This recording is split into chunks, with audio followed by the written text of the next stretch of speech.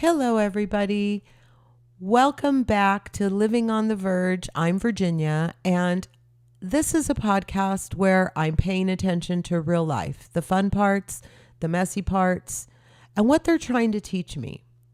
Today, I'm wrapping up something that ended up being far more meaningful than I expected.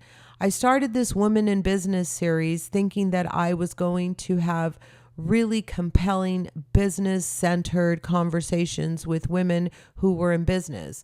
My goal was about a year ago, right before last May, I got the idea it would be really cool to focus on mothers. And I started to think of mothers that were in my world, and I realized that most of them were also business owners. So then I thought, well, they don't necessarily have to be mothers, but business owners. What are the common threads that make a woman say, no, I'm going to venture out on my own. I want to own my own business. I want to be my own boss. What are the common characteristics? What are the day-to-day things that they all share?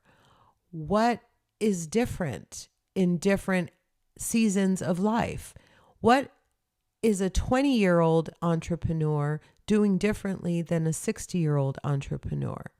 And so I wanted to set out to get the answer to that question. And I thought, I'm going to just start asking my friends and people that I know. And that's what I did.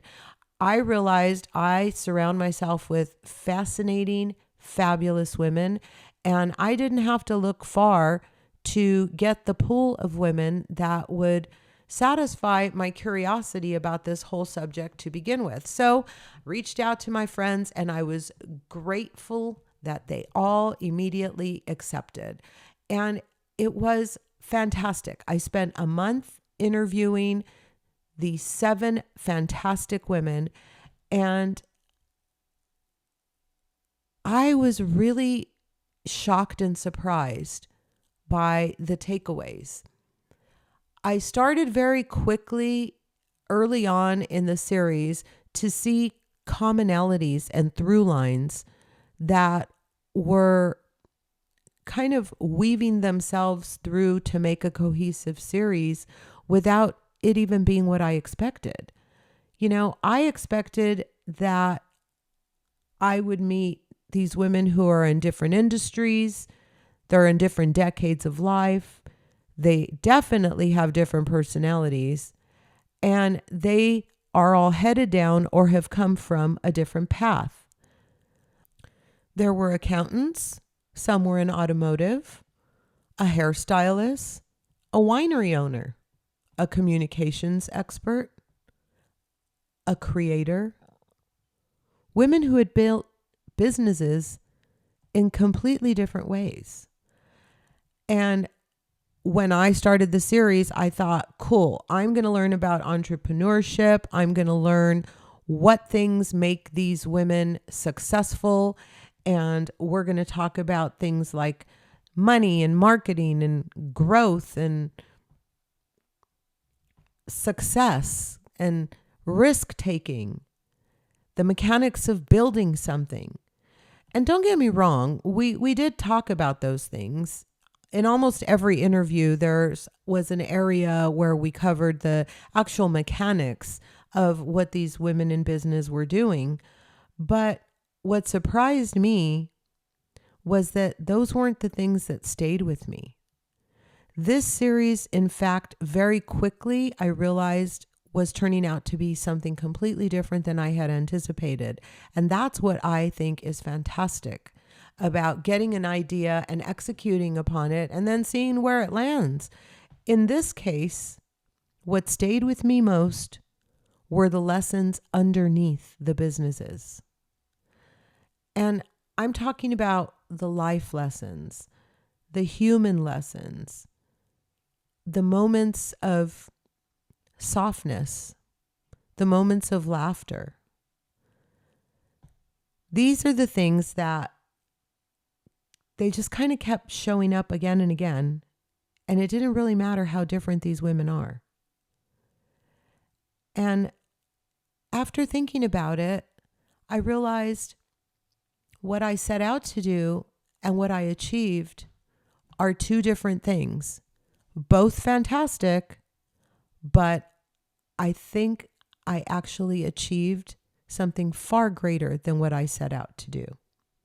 And that's what I want to talk to you about today. Because by the end of the series, I realized I wasn't really interviewing business women.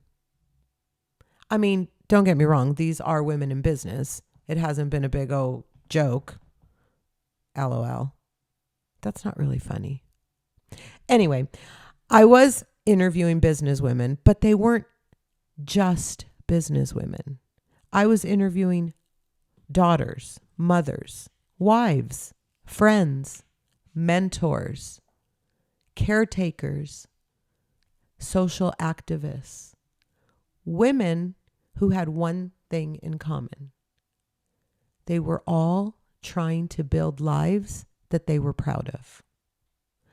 And that was a huge takeaway for me because these women, all in various seasons of life, all in different areas of business, all took a lot of pride in being good people. And that is really special. And honestly, that felt a lot more interesting than talking about profit and loss statements and business plans anyway. So I learned some lessons, you guys, some pretty valuable lessons, and I want to share them with you today. Before I jump into lesson number 1, I want to encourage you guys, if you have not yet listened, to go back and listen to the 7 episodes in the series, because I think that you will agree with me once you get done listening to this episode about all my takeaways. And honestly, I find it quite fabulous that this is where we ended up. So let's get started. Lesson number 1. Nobody followed a straight path. I don't know why I had this illusion that, you grow up, you go to high school, you get into the best college you can get into, you graduate, hopefully with honors. And if you can and your profession requires it, you continue to go to school until you get to a place where, lo and behold, you are finally accomplished. And now you have this degree that is going to get you the career that is going to last you a lifetime. And immediately following, you start building your portfolio. And all of that is a bunch of nonsense. None of that played true for any of these women that I spoke with. One of the first things that jumped out at me was how different everyone's journey was. But the interesting thing was that nobody followed a straight path. Nobody had a perfect roadmap. For example, one woman ended up in her industry accidentally. Another started because of a tragedy that led her down this path and this career. Another built a business out of a hobby simply because it was the middle of COVID and she wanted to spend more time with her daughters. And as a result, this hobby turned into a successful business. Another spent years building toward a vision before anyone got to see the results. So you see what I mean? There wasn't a formula. There wasn't a blueprint. There wasn't one straight road that led to success. And honestly, when I think about that, I find that incredibly comforting because I think that sometimes we assume successful people knew exactly where they were headed. And I'm starting to realize that that's not the case at all. What I heard over and over was something much more ordinary. They adjusted. Maybe they didn't like what they were doing, so they started doing something else. They adapted. They had reached the end of one likely road and they just jumped onto another. They kept moving. They kept propelling themselves forward. Change was presented to them, and they would swerve and adjust. And eventually, their path revealed itself to them. For each and every one of those stories, that lesson is true. Nobody followed a straight path. Let's move on to lesson number 2, because this one really hit me. Nobody waited to feel ready. Did you hear that? Nobody waited to feel ready. Not one woman said, I felt completely prepared. I knew exactly what I was getting myself into, and I was ready to go. Not one. Instead, they all seem to possess some version of the same mindset. Get out there and do it scared. Figure it out. Learn along the way. Trust yourself enough to take the next step. Honestly, this one felt personal for me. If you've listened to the podcast recently, you know I've been talking a lot about crossroads and uncertainty and decisions. And this series reminded me that the clarity doesn't usually come first. Movement does. And it's funny how something completely unrelated could remind you of something else. We had just done an episode on crossroads, and I remember that sometimes clarity only comes after movement. And I shared that with you guys, but I didn't realize that that was something that was a through line with these women. The clarity doesn't usually come first. Movement does. If you want to move your life forward, you need to get up and do something different than what you are doing. And then you'll get a different result. It's pretty simple, but pretty powerful. Lesson 3, the hardest part isn't the business. In fact, Savannah said, owning a business is easy. She flat out said it, because it's not the business that's hard. And again, remember, there were all different businesses, but the struggles were remarkably similar. One of the main ones, balancing motherhood. Another big one, being present for family. All of the women spoke about how being entrepreneurs affords them the flexibility to be able to be there for moments that matter to them. And the moments were all different, but the sentiment was the same. Knowing when to stop working. One of the commonalities is these women all struggle with boundaries because we always felt the need to stay on. Keep your cell phone on. Make sure you check your email. Building boundaries and knowing when to stop working, another one of the common threads. Learning how to communicate. This was a big one. I remember both Lana and Megan talking about communication being key, and it's important for the preservation of the relationships because they're also mother and daughter. And I heard the same through line from Shireen and Savannah because they're best friends. So it was important for them to make sure that they were clear and concise communicators so that they could preserve their relationships outside of their business. And what about managing responsibility? I'll tell you what, every single one of those women were amazing at managing responsibility. And that is the hard part of doing this job, because nobody's going to tell you, like Megan said, that you're doing a crappy job and that you're on 30-day probation because you're not getting up and clocking in front of your computer on time. You are in charge of your own destiny, and therefore you are also in charge of your own success. And there's something super powerful about that. But it was definitely a through line. And protecting relationships. We talked about communication and how that helped protect relationships in the business. But what about just making sure that all of your other relationships in your life are protected and cared for and nurtured? Because that's hard to do when you're running a business. And every single one of these women are amazing at showing up for people. They showed up for me to do this podcast. I know that all of these women are thought of as very generous and kind-hearted, but showing up for people is hard when you're depleted and when so many people depend on you. So that is one of the hardest through lines in this whole series, that it's hard to be everything to everyone.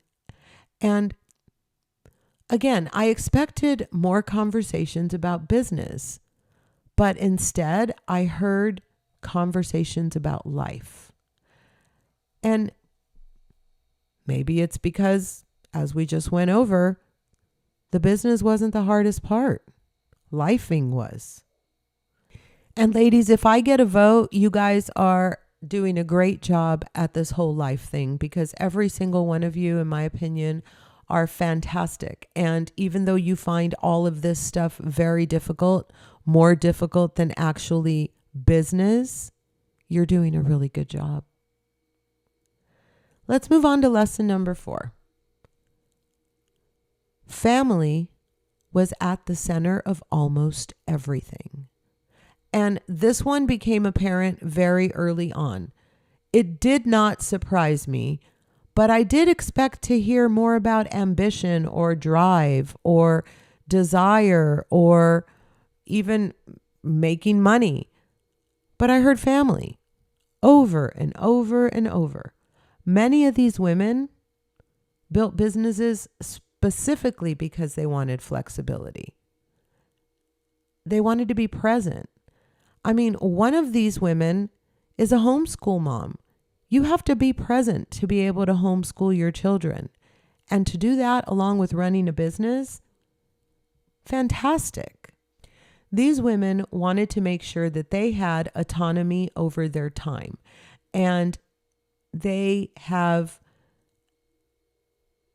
created lives that has allowed them to show up where it mattered most to them, whether it was with their children or their grandchildren or their friends or their significant other.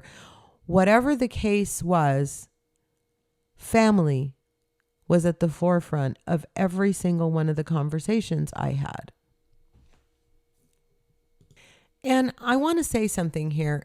That could be your given family, as in the case with Megan and Lana and Savannah and Shireen, or it can be your chosen family, as in the case with Christina, who feels completely and totally bonded with her friends who have become her family. In all of these cases, these women wanted to create lives that allowed them to show up where it mattered most. Success wasn't necessarily money. Success was being able to attend the game or the recital or the school event or the family dinner. The business was often serving the life, not the other way around. And I think that's a beautiful thing. I think that's one of the biggest gifts we get from owning our own business. I know that had I not been self-employed when my younger two were in school, I would not have been able to go to the soccer games. I would not have been able to be at all of the award ceremonies and events. But being self-employed afforded me that flexibility. And that was one of the biggest gains I ever felt from being an entrepreneur.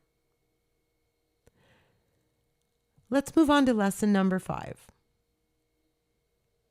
They were all far more alike than different. Does that one surprise you? It doesn't surprise me at all. I think that's true of the world at large, people at large. I think we're a lot more similar than we are different. I think that in general, we have a tendency to not look at our likenesses, but focus on our differences. And that is something that I have always believed. But these women were definitely more alike than they were different. Now, don't get me wrong. They all came from different industries. They all were different ages, more or less, different backgrounds, geographically, different places. Yet, I noticed the same traits appearing again and again. What were those traits? Well, for starters, strong work ethic and a really keen sense of responsibility. These women are all highly responsible, dependable people, and they're resilient, tenacious, gritty, not afraid to color outside of the lines sometimes. Really cool, resourceful. Not one of these women did not share some sense of adversity throughout the course of their interview. They hit a roadblock or something went left when they wanted it to go right, but they just regrouped and used their sense of resourcefulness to forge ahead. They all just kind of had this tendency to keep going and this willingness to figure things out. Now, another thing I noticed is that most weren't great at asking for help. These women had a tendency to try to take it all on their own, figure it all out for themselves, and asking for help, not always something that's easy for them to do. Most carried a tremendous amount of responsibility, and one of the most interesting takeaways for me was that all but 2 women were firstborn children in their families. And the 2 that were not were the oldest girl in the family, or were very, very close in age to their older sibling, who, by the way, thinks of them as the older sibling. So there was some interesting through line of the oldest, maybe because we had a lot of responsibility growing up, maybe because we helped with siblings, I don't know. But even those who were not the oldest child were very much oldest child presenting, for lack of a better term.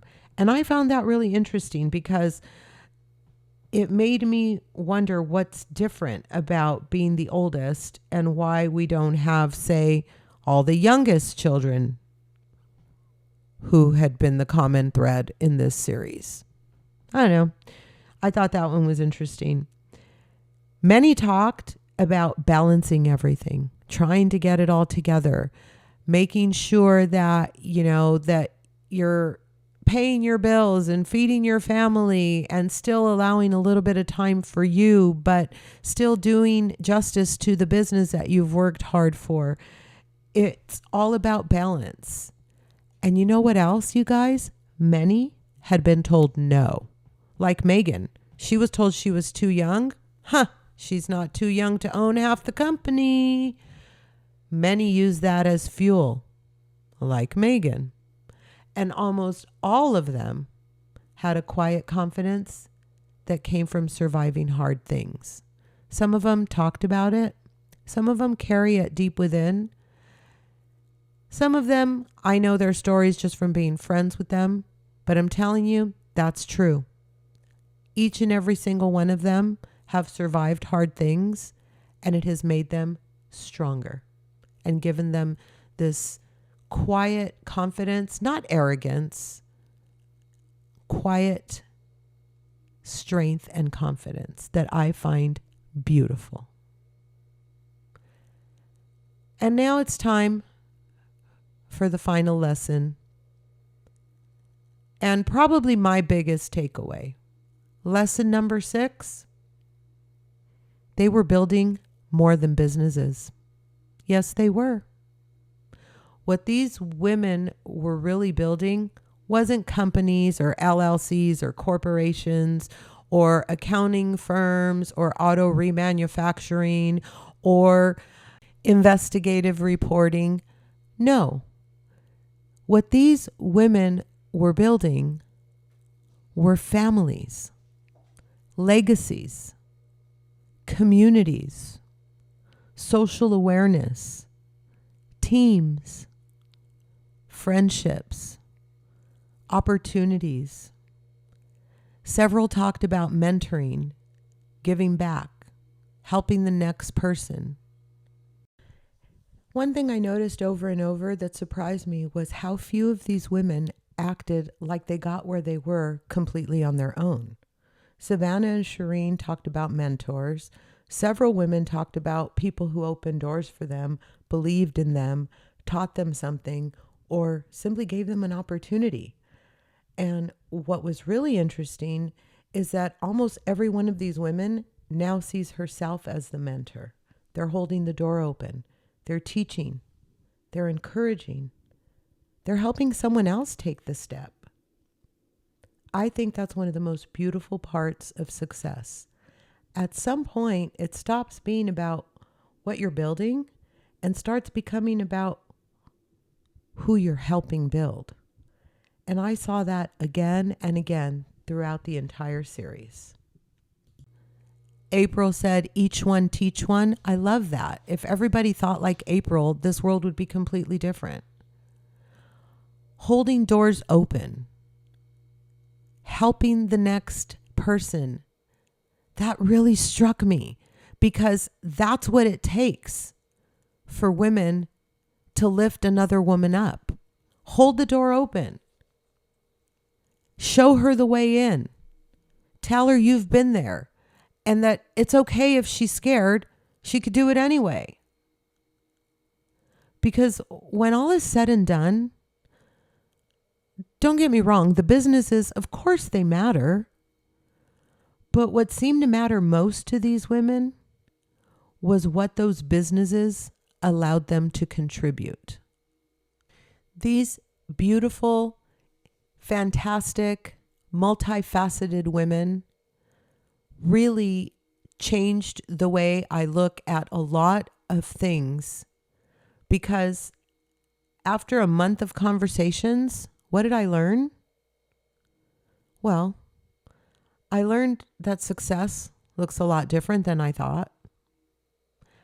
I learned that courage is usually much quieter than we imagine it to be. I learned that most people don't know exactly what they're doing when they start, but they just start. I learned that family still matters more than almost anything. And I want to share this with you because I think this series came along at an interesting time in my own life. I've spent a lot of this year thinking about retirement and finances and purpose and what comes next and what I want the next chapter of my life to look like. So all along, I thought I was interviewing women about business, while I think I was also quietly looking for clues. Clues about reinvention, clues about courage, clues about what happens when you don't have everything figured out, but you keep on moving anyway. What these women reminded me is that nobody has it all figured out. Not at 30, not at 40, not at 50, not at 60. The people who create meaningful lives aren't necessarily the people with all the answers. They're the people willing to keep adjusting, learning, growing, and showing up. And honestly, I needed that reminder. Thanks, ladies. And I knew going in that all of these conversations were going to be great because I know these women and for different reasons, I love them all. But one thing that I learned is that the women I admired the most weren't necessarily the women with the biggest businesses. They were the women who built lives that reflected their values and helped them live in their truth. Lives that look like them, lives that they're proud of. And honestly, I think that's why this series turned out to be such a good idea. Again, I thought I was creating a series about women in business, but when I really sit and look at the whole body of work over the last month, what I realized is that I created something much more. What we actually created was a series about possibility, about reinvention, about courage, about responsibility, about family, about purpose, about building a life. And if you've listened to these conversations and found yourself in any part of them, then I think that this series did exactly what I hoped it would do. Because every single one of these women had a different path. What surprised me most wasn't how different they were, it was how similar they were. Different businesses, different decades, different personalities, but underneath all of it were the same themes: responsibility, family, adaptability, courage, service, and a willingness to keep moving before they felt ready. And maybe that's the lesson. I admire every single one of these women, and for different reasons.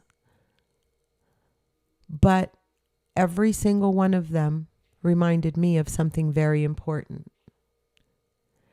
And that's, you don't have to have the whole thing figured out, guys.